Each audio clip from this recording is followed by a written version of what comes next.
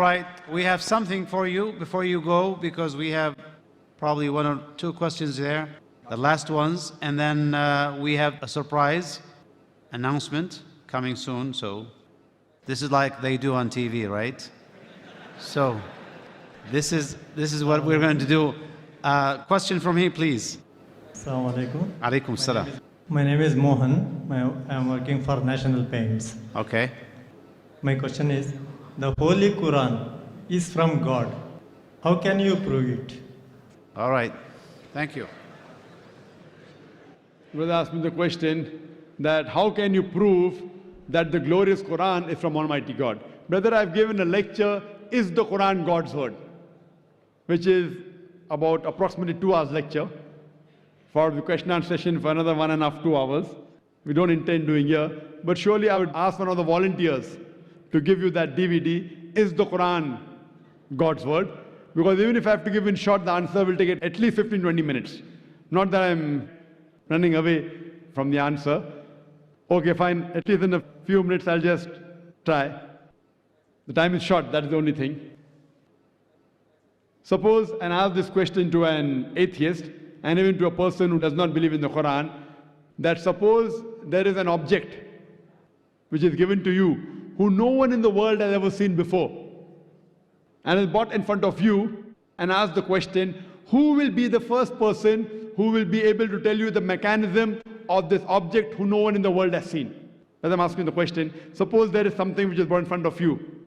There is an equipment who no one in the world has seen before, and if I ask you the question, who will be the first person who will tell you the mechanism of this new object? Who?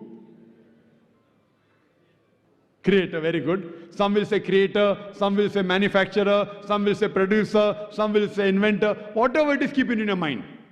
Now I ask you the next question. That's how did our universe come into existence? The person who has knowledge will tell us that first our universe was one primary nebula.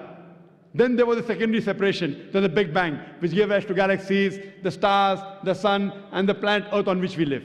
When did you come to know? He will tell you we came to know about 35 years back, 40 years back. Big Bang. Now this thing is mentioned in the Quran 1400 years ago in Surah Anbiya, chapter number 21, verse number 30, where it's mentioned, Avalam yaral lazina kafru. Do not the unbelievers see anna samawati wal arda kanat ratkan fasaknahuma, that the heavens and the earth were joined together and we clove them asunder. This Big Bang we're talking about is mentioned in the Quran in a nutshell 1400 years ago. Some will say, maybe it's a fluke. No problem, don't argue with it. I ask the next question. What is the shape of the earth? So the person will tell me that the shape of the earth is spherical. When I ask the question, when did you come to know? He will tell that recently, 100 years back, 200 years back, previously we thought that the earth is flat.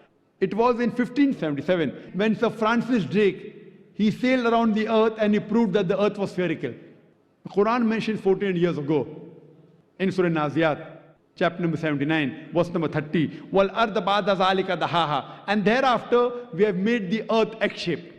And today we know that the world is not completely round like a ball. It is geospherical in shape. It is flattened from the pole and bulging from the center. And the Arabic word dahaha refers to the egg of an ostrich. And if you analyze, the shape of an egg of an ostrich is geospherical in shape. Who could have mentioned that the earth is geospherical in shape in the Quran 1400 years ago? Someone will say, okay, maybe a Prophet Muhammad, peace be upon him, he was very intelligent. Don't argue. Continue. When we ask the atheist or a person who doesn't believe in the Quran that the light of the moon, is it its own light or reflected light? So he will tell us that previously we thought that the light of the moon was its own light. Recently, 100 years back, 200 years back, we came to know that the light of the moon is reflected light of the sun.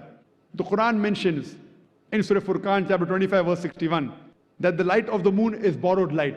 It's described as munir or nur, borrowed light or reflected light. Who could have mentioned this in the Quran 14 years ago?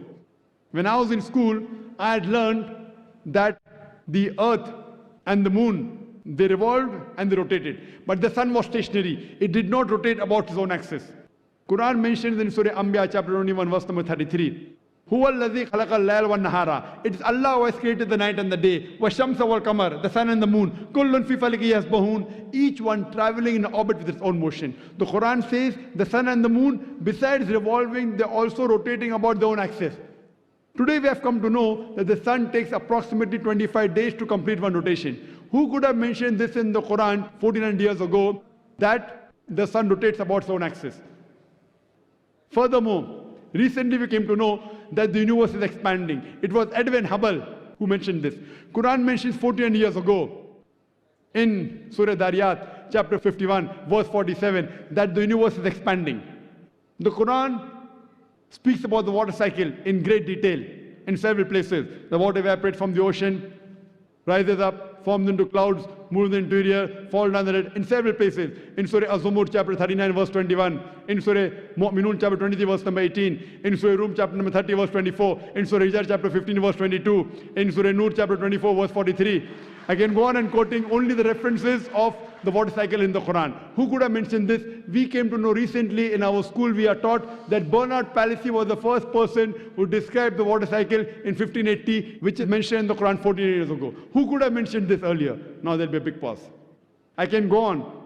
We did not know that the plants have sexes. Quran mentions 14 years ago in Surah Taha, chapter 20, verse 53, that the plants have sexes, male and female. Recently we have come to know that the two types of water, salt and sweet, and there is a barrier between them which cannot be trespassed. It's mentioned in the Quran in Surah Rahman, chapter 55, verse number 19 and 20. It's also mentioned in Surah Furqan, chapter 25, verse 53, about the same thing. The Quran speaks about embryology. The Quran speaks about medicine. The Quran speaks about genetics. I can go on and give a lecture of ours together. Who could have mentioned this 14 years ago? Brother, who could have mentioned that? What's the answer? Who? Creator, manufacturer, inventor, producer. This creator, this manufacturer, this inventor, we Muslims call as Allah, which you call as God. So this Quran can be proved scientifically that the word of God. Because Quran, the word of God, is far superior to science. Today, science is the yardstick for many of them. I'm not trying to take the help of science. I'm using your yardstick, science, along with my yardstick, the Quran, which is far superior, and I'm trying to prove to you what your yardstick has mentioned today, Quran has mentioned 14 years ago. So with the help of your yardstick, the science, I'm trying to prove to the non-Muslims that the Quran is the last and final revelation of Almighty God, who we call as Allah. For more details, refer to my video cassette, Is the Quran God's Word?, in which various ways I have proved that Quran is the word of God. Hope that answers the question. Thank you so much.